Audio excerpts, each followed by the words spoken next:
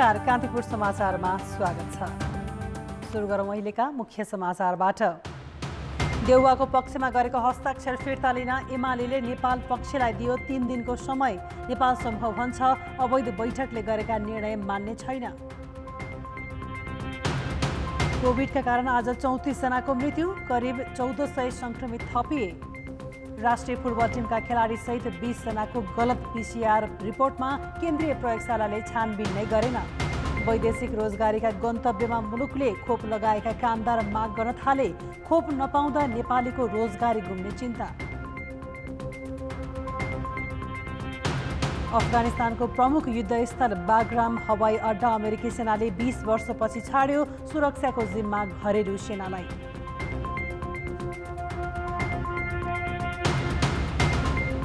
र युरोकपको क्वार्टर फाइनलमा आज स्विजरल्यान्ड र स्पेन भेट्ने बेल्जियमको प्रतिस्पर्धा इटालीसँग। स्वास्थ्य सावधानीमा खेलाँची नगर्न दर्शकलाई डब्ल्युएचओको आग्रह।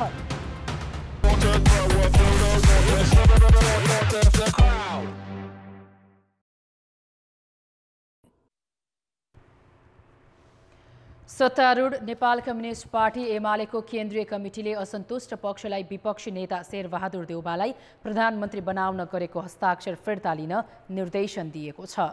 प्रधानमन्त्री निवास बालुवाटारमा आज बसेको एमाले केन्द्रीय कमिटी बैठकले सोमबारसम्म हस्ताक्षर फिर्ता लिन असन्तुष्ट समूहलाई अल्टिमेटम दिएको हो। वरिष्ठ नेता माधव नेपाल सहित 23 जना एमाले सांसदले देउवालाई प्रधानमन्त्री बनाउन हस्ताक्षर गरेका थिए। आजको बैठकमा अध्यक्ष केपी शर्मा ओलीले देउवालाई प्रधानमन्त्री बनाउन गरेको हस्ताक्षर तोकिएको समयभित्र फिर्ता नलिए राजनीतिक रूपमा एकताको प्रयास रोकिने चेतावनी दिए। आफ्नै पार्टीका अध्यक्ष प्रधानमन्त्री रहनुभएको वर्तमान सरकारलाई हटाएर विपक्षी दलका नेतालाई प्रधानमन्त्री बनाइयोस् भनेर हस्ताक्षरसहित राष्ट्रपति समक्ष पुग्नु र अझ त्यसमध्ये केही साथीहरू मुद्दाको पक्ष बनेर सर्वोच्च अदालतसम्म जानु चाहिँ मुलुकको संविधान, लोकतान्त्रिक प्रणाली, पार्टी विधान, राष्ट्र र जनताको चाहना, हित यी केहीसँग पनि मेल खाने विषय होइन। यो सबै कुराको विपक्षमा विपरीत रहेका विषयहरू हुन्। त्यसो भएको हुनाले त्यो हस्ताक्षरलाई आउने सोमबार साँझ 5 बजेसम्म फिर्ता लिएर आन्दोलनको एकतामा योगदान गर्नका निम्ति हामीले आह्वान गरेका छौँ। बैठकमा महासचिव ईश्वर पोखरेलले विपक्षी दलका नेतालाई प्रधानमन्त्री बनाउन गरेको हस्ताक्षर 2 दिनभित्र फिर्ता लिनुपर्ने विषय उठाएपछि उपाध्यक्ष वामदेव गौतमले प्रतिवाद गरेका थिए। अध्यक्ष ओलीको एकलौटी कार्यशैलीका कारण पार्टी तहस नहस भएको र नेताहरू छिन्न भिन्न भएको गौतमको आरोप थियो। असन्तुष्ट नेता कार्यकर्तालाई सङ्गठित गर्ने काम समेत स्वयं ओलीको भएको उनको भनाइ थियो। पार्टीभित्र विवाद बढेपछि एकता अभियान चलाउँदै आएका गौतम विवादित बैठकमा पहिलो पटक सामेल भएका हुन्। यसअघि उनी अध्यक्ष ओली र नेपाल दुवै पक्षका एकपक्षीय भेलामा सहभागी भएका थिएनन्। अध्यक्ष ओलीले बोलाएको आजको बैठकमा वरिष्ठ नेता नेपाल सहित असन्तुष्ट खेमाका नेताहरू भने सहभागी भएनन्। विवादित 10औं महाधिवेशन आयोग कमिटीले बोलाएको बैठक अवैधानिक भन्दै नेपाल पक्षले बैठक बहिष्कार गरेको हो। बैठकमा माओवादीबाट एमाले पसेका नेताहरू भने सहभागी थिए। बैठक सुरु हुनु अघि नेपाल समूहका 3 नेता सुरेन्द्र पाण्डे, गोकर्ण विष्ट र भीम आचार्य बालुवाटार पुगेर अध्यक्ष ओलीलाई भेटी बैठक स्थगित गरेर सहमतिको पहल गर्न आग्रह गरेका थिए। उनीहरूले आजको बैठक स्थगित गरी नेता नेपालसँग पार्टी एकताबारे छलफल गर्न र सहमतिकै आधारमा केन्द्रीय कमिटीको बैठक बोलाउन अध्यक्ष ओलीलाई भनेका थिए। ओलीले छलफल गरेर जानकारी गराउने जवाफ दिए पनि उनीहरू बालुवाटारबाट बाहिर लगत्तै बैठक सुरु भएको थियो। नेपाल समूहले 2075 जेठ 2 को एमाले स्थायी समितिको बैठकले एजेन्डा तय गरी केन्द्रीय कमिटी बैठक बोलाउनु पर्ने र त्यहीबाट सबै विषयमा छलफल गरी अघि बढ्नुपर्ने माग राख्दै आएको छ। केन्द्रीय कमिटीको बैठक भोलि पनि बस्नेछ। प्रधानमन्त्री तथा नेकपा एमालेका अध्यक्ष केपी शर्मा ओलीले राजनीतिक मुद्दालाई अदालतसम्म पुर्याएर एजेन्डालाई प्रभावित पार्न खोजेको भन्दै विपक्षी दलहरूप्रति आक्रोश पोखेका छन्। एमाले केन्द्रीय कमिटीको बैठकलाई आज बालुवाटारमा सम्बोधन गर्दै प्रधानमन्त्री ओलीले विपक्षी दलहरूले राजनीतिक मुद्दालाई अदालत पुर्याएको र जनतामा जान नदिने खेल भइरहेको दावी गरे। विपक्षी दलहरूले अदालतलाई पनि दबाब दिने गतिविधि गरिरहेको उनको आरोप थियो। राजनीतिक मुद्दा आफ्नो ठाउँमा छन्, राजनीतिक थलोबाट मुद्दालाई अदालततिर पठाइएको छ, जनतामा जान नदिने, संसदमा त्यसको समाधान नहुने र अदालतबाट समाधान गर्ने ती प्रयासहरू भइरहेका छन्। ती प्रयास सँगसँगै अदालतलाई दबाब दिनका लागि र खास गरेर प्रगतिशील शक्तिलाई बदनाम गर्नका लागि, यसलाई कमजोर पार्न, यसलाई छिन्न भिन्न पार्नका निम्ति अनेक प्रकारका प्रयास भएका छन्।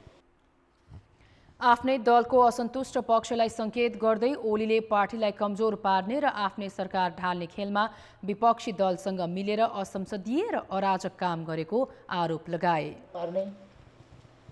यस पार्टीभित्र अनुशासनहीनता र अराजकताको सिर्जना गर्ने यस्ता प्रयासहरू भएका छन् र ती प्रयासहरू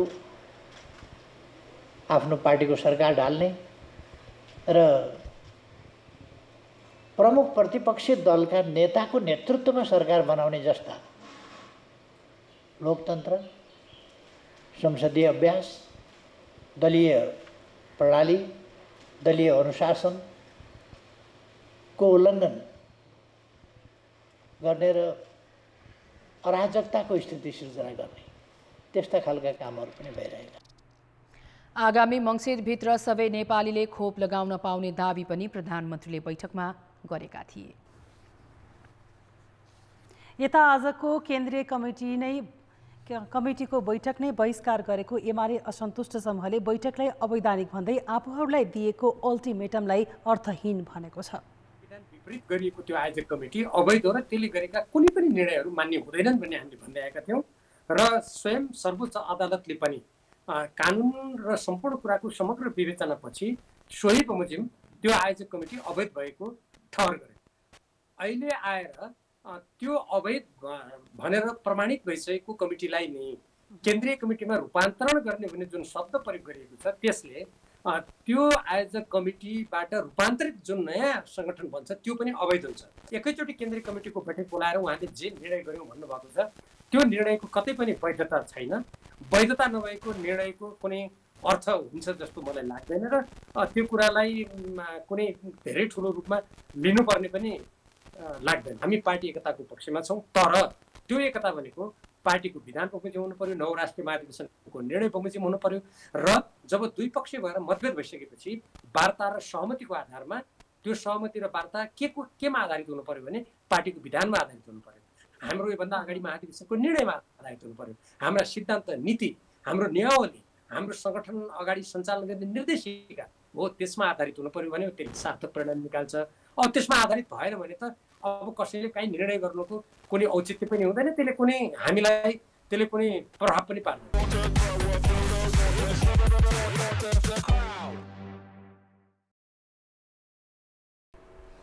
प्रतिनिधि सभा विघटनका रिटमा सरकारी पक्षको बहस सकिएको छ।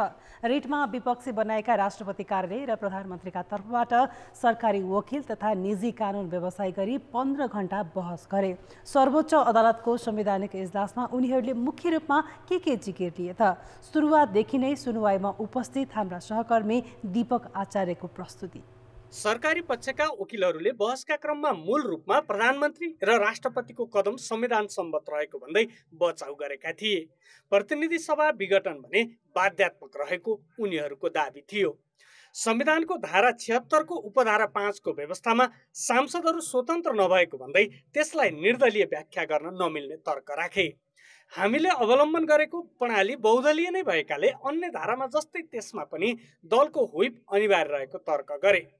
एउटा दलबाट निर्वाचित भएर आउने र अर्को दलको उम्मेदवारलाई प्रधानमन्त्री बनाउन हिँड्न नमिल्ने बताउँदै राष्ट्रपति समक्ष शेरबहादुर देउवाले प्रस्तुत गरेका हस्ताक्षरको प्रयोजन र वैधतामा पनि प्रश्न उठाए। यसलाई उनीहरूले कृत्यको संज्ञा समेत दिएका थिए। उपधारा 5 अनुसार प्रधानमन्त्री नियुक्तिको निर्णय गर्न राष्ट्रपति स्वतन्त्र रहेको र विश्वसनीय एवं कानुन सम्मत आधार भए मात्र नियुक्ति गर्नुपर्ने उनीहरूको मुख्य तर्क थियो। निवेदकले विश्वासको मत पाउने आधार राष्ट्रपतिले हेर्न नमिल्ने भन्दै गरेका तर्कमा विपक्षीले भोलि विश्वासको मत पाउन नसके थप जटिलता आउन सक्ने भन्दै नियुक्ति अनिवार्य नभएको बताएका थिए। उता प्रतिनिधि सभा विघटनको विषयलाई भने सरकारी पक्षले प्रधानमन्त्रीको बाध्यात्मक अवस्थाको उपज रहेको दाबी गरेको छ। साथै यसलाई पहिलो प्रतिनिधि सभा विघटनमा गत फागुनमा भएको फैसला अनुरूप नै रहेको तर्क सरकारी पक्षको थियो। यो राजनीतिक विषय भएकोले अदालतले प्रवेश गर्न नमिल्ने सम्मका तर्क पनि सरकारी वकिलले गरे। सरकारी पक्षले पाएको समय सकिएपछि आइतबार सभामुखका तर्फबाट बहस हुनेछ। त्यसपछि निवेदक तर्फबाट जवाफी बहस हुनेछ भने अन्तिममा एमिकस क्युरीले बढीमा 2 घण्टासम्म राय प्रस्तुत गर्नेछन्। त्यसपछि इजलासले निर्णय सुनाउन बाटो खुल्नेछ। कान्तिपुर समाचारका लागि दीपक आचार्य, काठमाडौँ। जातीय विभेदका आरोपीलाई कानुनी कारबाहीबाट छुटकारा दिलाउन संलग्न शिक्षा मन्त्री कृष्णगोपाल श्रेष्ठको चौतर्फी आलोचना भइरहेको छ। सत्तारूढ एमाले भित्रै राजीनामा मागिएको छ। 2वटा संवैधानिक आयोगले उनीमाथि शक्तिको दुरुपयोग गरी जातीय विभेदलाई बढावा दिएको ठहर गरेका छन्। मन्त्रीले पनि आरोप स्वीकारेका छन्। तर जातीय विभेद जस्तो संवेदनशील र अमानवीय व्यवहारको यति ठूलो प्रकरणमा जोडिदा पनि उनीमाथि प्रधानमन्त्री र उनको दलले कुनै कारबाही गरेको छैन। जातीय पहिचानका आधारमा कोठा भाडामा दिन अस्वीकार गरेको आरोप लागेकी एक घर धनीलाई मन्त्रीकै गाडीमा प्रहरी कार्यालय गएर छुटाएपछि चौतर्फी आलोचित मन्त्री श्रेष्ठलाई राष्ट्रिय मानवाधिकार आयोगले बुधबार कार्यालयमै बोलाएर सोधपुछ गर्यो। आयोगको सोधपुछका क्रममा मन्त्री श्रेष्ठले आरोप स्वीकार पनि गरे। अर्को संवैधानिक निकाय राष्ट्रिय दलित आयोगले असार 10 मै आरोपी छुटाउन मन्त्री प्रहरी कहाँ पुग्नुलाई दुःखद र सार्वजनिक पदको दुरुपयोग भनेको थियो। दुवै आयोगले जातीय भेदभाव र छुवाछुत जस्तो संवेदनशील घटनामा संलग्न दोषीलाई संरक्षण गर्ने कार्य रोक्न तथा घटनाको निष्पक्ष अनुसन्धान गरी दोषीलाई कारबाहीको दायरामा ल्याउन भनेका छन्। साथै आयोग स्वयंले थप कदम नचाल्नु, उनलाई दिएको सफाई नभएको र राज्यका कानुन कार्यान्वयन गर्ने निकायका काम निगरानीमै रहेको जनाएका छन्। गल्ती महसुस गरेको भन्ने खालको कुरा गर्नुभयो। हामीका त्यो कुरा हामीले प्रेस विज्ञप्ति मार्फत पनि बोलिसकेका छौँ र भविष्यमा यस्तो खालको चाहिँ नि गल्ती नदोहोऱ्याउन भनेर हामीले आयोगले उहाँलाई भनेका छौँ र बाँकी कुराहरू चाहिँ अब प्रहरीले अनुसन्धान गर्दै जानेछ र त्यो अनुसन्धान गर्ने कुरालाई हामीले नजिकबाट निहालिरहेका छौँ र दोषीलाई कारबाही गर्ने कुरालाई हामीले कारबाही गर्नुपर्छ भन्ने कुरालाई हामीले जोड दिएका छौँ। आरोप स्वीकार गरेका मन्त्रीलाई प्रधानमन्त्रीले अहिले पनि 5-5वटा मन्त्रालयको जिम्मेवारी दिएर राष्ट्रिय झण्डा हल्लाउन दिइराखेकै छन्। प्रधानमन्त्रीले नै संरक्षण दिएपछि अरू निकायले पनि कारबाहीको दायरामा ल्याएका छैनन्। जबकि 2वटा संवैधानिक आयोगले आरोपीलाई मन्त्रीको संरक्षण गलत ठहराइसकेका छन्। एमालेकै नेताले पार्टीको बैठकमा उनको राजीनामा मागिसकेका छन्। दलित बाहेकका कुनै पनि नेताले मन्त्रीका विभेदकारी व्यवहारको विरोध नगर्नु अर्को आश्चर्यजनक पक्ष छ। यो घटनालाई जति गम्भीर ढङ्गबाट लिनुपर्ने लिएन कि भन्ने पनि टिप्पणी छ। त्यसैले गर्दाखेरि अब यहाँ त प्रश्न त सबैमाथि उठ्याछ, समाजमाथि प्रश्न उठ्याछ। हेर्नुहोस्, यसमा चाहिँ होइन प्रहरीमाथि प्रश्न उठ्याछ, सरकारमाथि प्रश्न उठ्याछ, प्रधानमन्त्रीमाथि प्रश्न उठ्याछ। प्रश्न त यसमा धेरैमाथि, आयोगहरूमाथि प्रश्न उठ्याछ, सबैमाथि प्रश्न उठ्याछ। यो त धेरै गम्भीर कुरा हो। जातीय विभेदलाई संविधान र कानुनले अपराध मानेको छ। अझ राज्यको उपल्लो पदमा बसेर दोषीलाई संरक्षण दिनु झन् ठूलो अपराध हो। यति गम्भीर घटनामा मुछिएका श्रेष्ठले न स्वयं पदको गरिमाका लागि आफै अलगिएर अनुसन्धानलाई सघाउने तत्परता देखाएका छन्, न त पार्टी र प्रधानमन्त्रीले नै दलित समुदायमाथिको विभेदकारी व्यवहारको संरक्षणमा खटिने मन्त्रीलाई दण्डित नै गरेका छन्। कान्तिपुर समाचारका लागि शर्मिला खनाल, काठमाडौँ।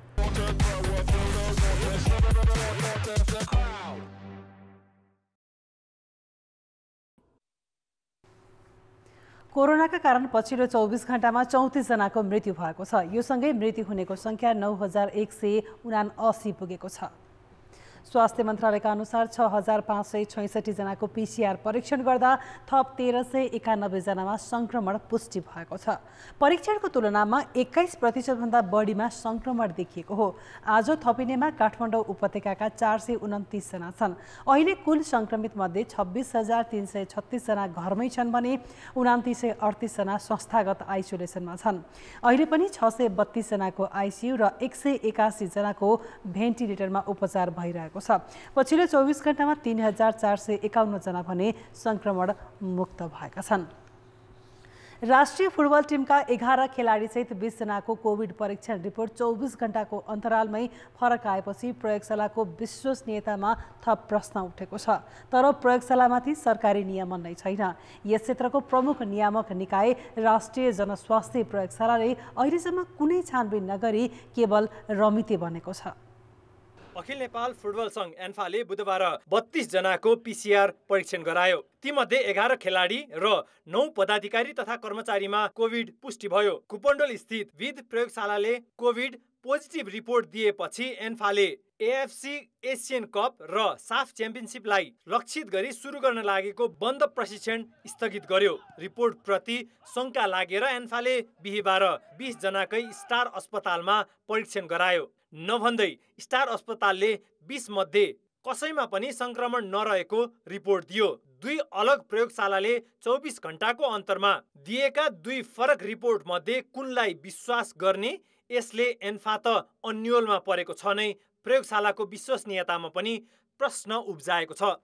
विद ल्याबमा चाहिँ पोजिटिभ 20 जना देखियो। त्यस पछाडि हामीले चाहिँ अब अलिकति के हो त यो अब त्यस्तो नहुनु पर्ने भन्ने जस्तै भइसके पछाडि हामीले स्टार हस्पिटलमा फेरि चाहिँ हामीले चाहिँ टेस्ट गर्यौँ। अब सिटी भ्यालु त 30 एबभ भन्ने नै छ हैन। त्यही पनि अब पोजिटिभ देखाइसके पछाडि फेरि हामीले चाहिँ स्टार हस्पिटलमा हामीले चाहिँ चेक गर्दाखेरि नेगेटिभ, अब हिजो चेक गर्दाखेरि बेलुकासम्म सबैको नेगेटिभ रिपोर्ट आयो। अहिलेसम्म त हिजो बेलुकासम्म 13 जनाको नेगेटिभ आएको हो। अब अहिले त सबैकै नेगेटिभ भइसक्यो। 24 घण्टा नबित्दै 2 अलग प्रयोगशालाले 20 जनाको अलग रिपोर्ट दिनुले एउटाको परीक्षण गलत भएकोमा दुई मत छैन। तर गलत रिपोर्ट दिने प्रयोगशालामाथि कारबाहीको त कुरै छाडौं, सरकारी नियमन नै छैन। अहिले 96 वटा प्रयोगशालामा कोभिड परीक्षण हुन्छ। ती मध्ये 58 सरकारी र 38 वटा निजी हुन्। परीक्षण अनुमति दिने निकाय स्वास्थ्य मन्त्रालय मातहतको राष्ट्रिय जनस्वास्थ्य प्रयोगशाला हो। तर उसले अहिलेसम्म कुनै छानबिन र कारबाहीको कदम चालेको छैन। मन्त्रालयदेखि केन्द्रीय प्रयोगशालाका कुनै अधिकारी यसबारे प्रतिक्रिया दिन समेत तयार भएनन्। विज्ञहरू भने यति ठूलो संख्याको नमुना 2 प्रयोगशालाको फरक नतिजा हुनै नसक्ने बताउँछन्। हाम्रो स्वास्थ्य जनसङ्ख्या मन्त्रालय र राष्ट्रिय जनस्वास्थ्य प्रयोगशाला अन्तर्गत जुन यो कोभिड महामारीको कारणले गर्दा यो सेन्ट्रल कमान्डमा नै चल्ने भएको हुनाले यसमा चाहिँ खास गरिकन टेक्निकल इस्युमा राष्ट्रिय जनस्वास्थ्य प्रयोगशालाको टेक्निकल बिगले त्यसलाई चाहिँ एनालाइसिस गर्यो भने त्यो जुन इस्यु आएको छ डिस्क्रिपेन्सी भन्छौँ हामीले, एउटामा चाहिँ पोजिटिभ देखाउने त्यही व्यक्तिको अर्कोमा चाहिँ नेगेटिभ देखाउने चाहिँ हामीले एनालाइसिस गर्यो र यो सिटी भ्यालु र खास गरिकन यो पीसीआर को रियल टाइम जाँच गर्दाखेरि जुन कर्भहरू हुन्छ त्यो कर्भ एनालाइसिस गर्यो भने हामीले एक्ज्याक्टली भन्न सक्छौँ।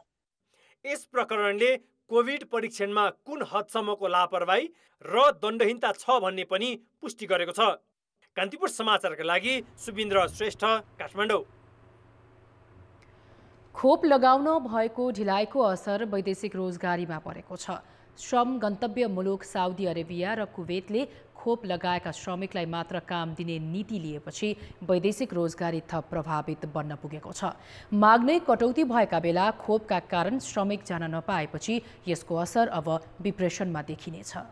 नेपाली युवाको प्रमुख श्रम गन्तव्य मध्येको मुलुक साउदी अरेबियाले आप्रवासी श्रमिकलाई खोप बिना काम नलगाउने भनेको छ। उसले रोजगारदाता कम्पनीलाई आफ्नै खर्चमा खोप लगाउने व्यवस्था मिलाउन भनेको बेहोरा सहितको पत्र बुधबार परराष्ट्र मन्त्रालयबाट वैदेशिक रोजगार विभागमा आयो। यो पत्रले नयाँ तरङ्ग ल्याएको छ।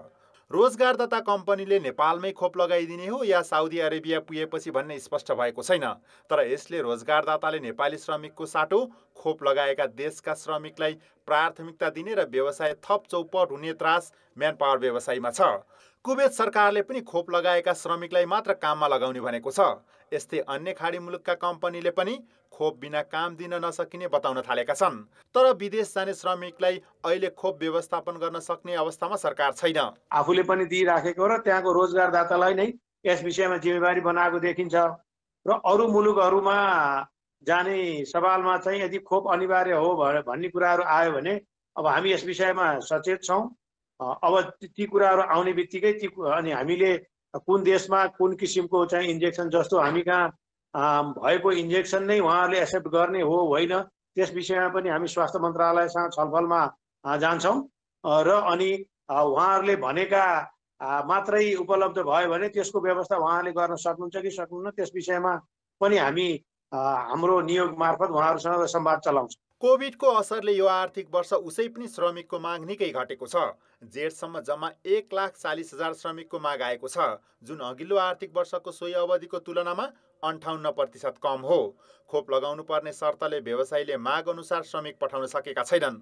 अर्कातिर निषेधाज्ञामा 1 महिनासम्म नियमित उडान ठप्प हुँदा पनि वैदेशिक रोजगार प्रभावित भयो। नेपाली युवाको मुख्य गन्तव्य मध्येकै संयुक्त अरब इमिरेट्सले त कोभिडका कारण आप्रवासी श्रमिक नै लिएको छैन।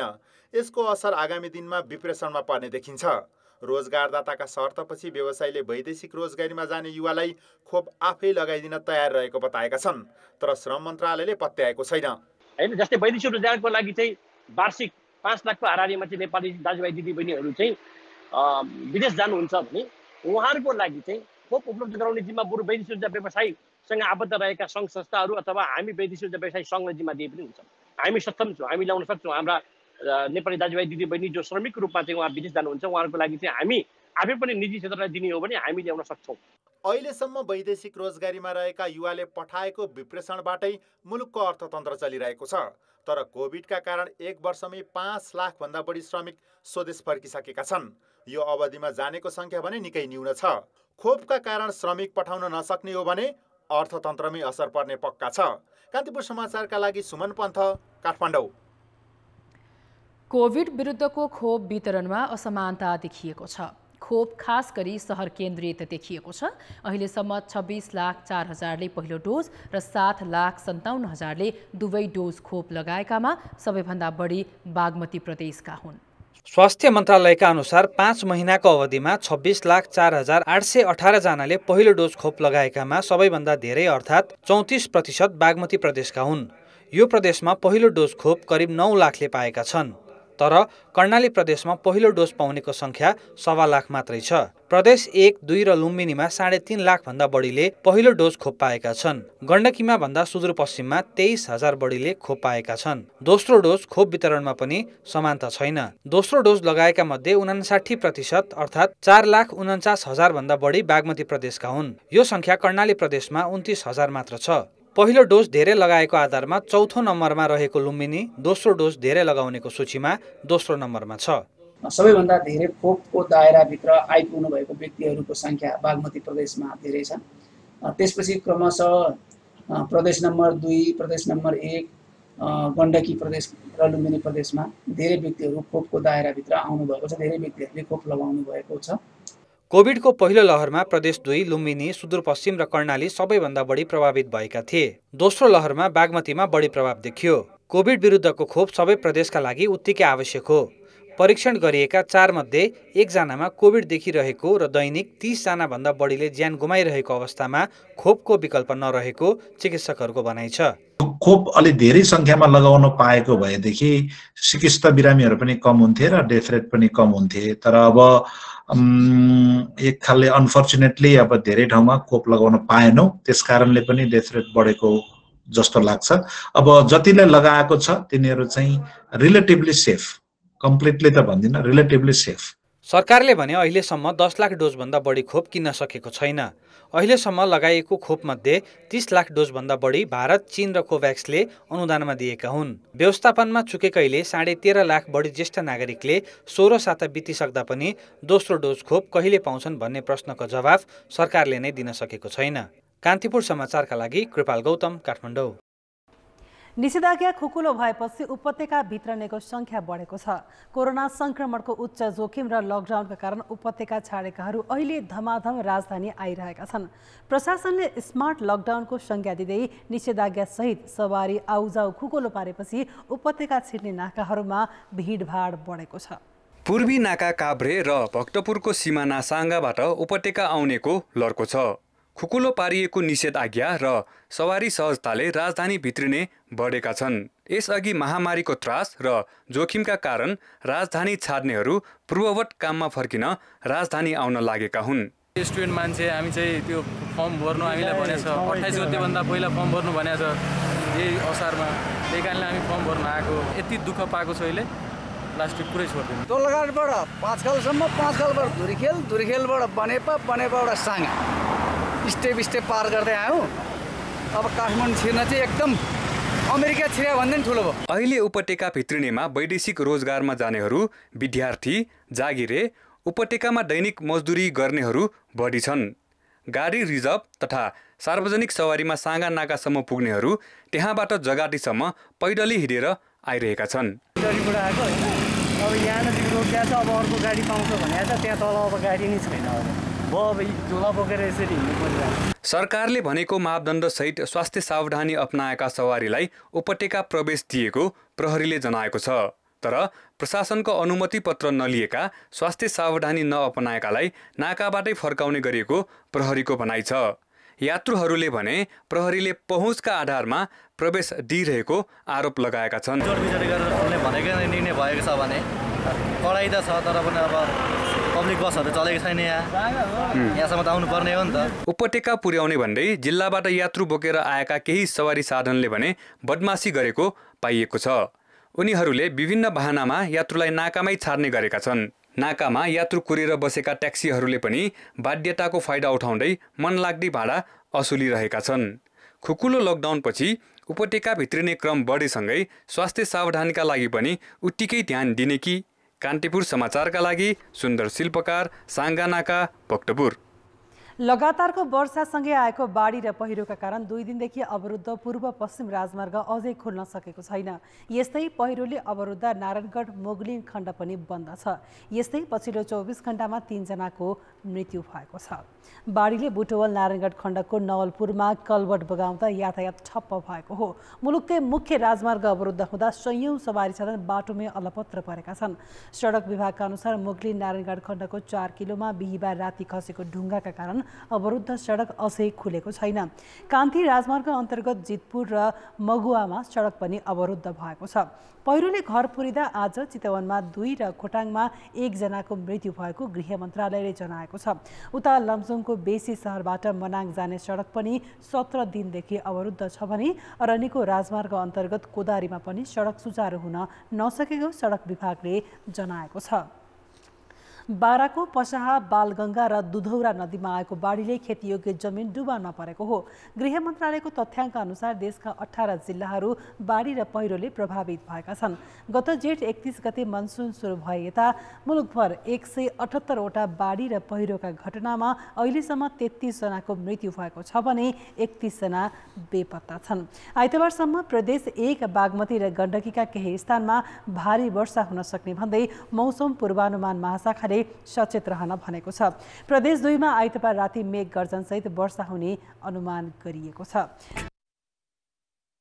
अब जनमतको अन्तिम परिणाम। जनमतमा हिजो हाम्रो प्रश्न थियो, ठूला विकास आयोजना सुरु नहुँदै विवादित हुनुको मुख्य कारण के ठान्नुहुन्छ? ए, पर्याप्त अध्ययनको अभाव, बी, राजनीतिक स्वार्थ र सी, अधिकारको लडाईँ।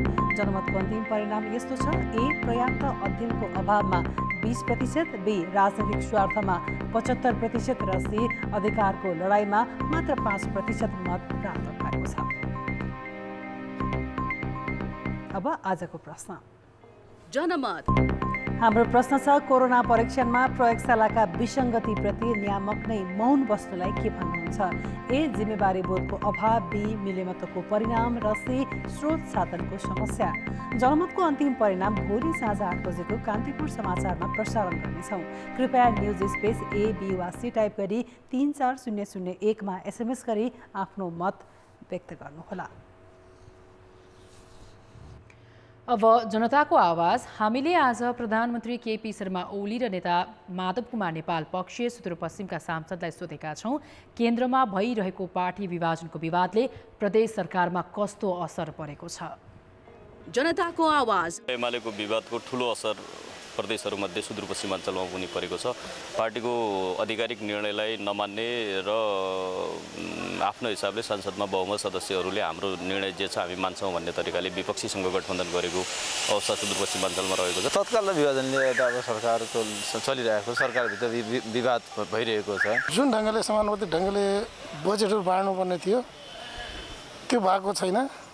अहिले जो हुन्न भन्ने समूह थियो उनका पक्षमा उनको निर्वाचन क्षेत्रमा एउटा पनि बजेट गरेको छैन। विकास निर्माणका कुराहरूलाई जुन ढङ्गले एकताबद्ध भएर हामी लिन सक्थ्यौँ त्यो कुरा चाहिँ त्यति चाहिँ सुरक्षित ढङ्गले अर्थात् सबैका भावनाहरू खेल्ने तरिकाले हामी जान नसकेको अवस्था पनि हो। समग्र राजनीतिमा त अब देशका लागि यो नकारात्मकै प्रभाव परेको अब प्रष्टै छ। प्रदेशसभा सिङ्गो रूपले एकीकृत तरिकाले उभिनु पर्थ्यो, त्यो उभिन नसकेको सन्दर्भमा नेकपा एमालेलाई मात्र घाटा नभइकन यहाँको सुदूरपश्चिमको जनतालाई पनि घाटा भएको छ।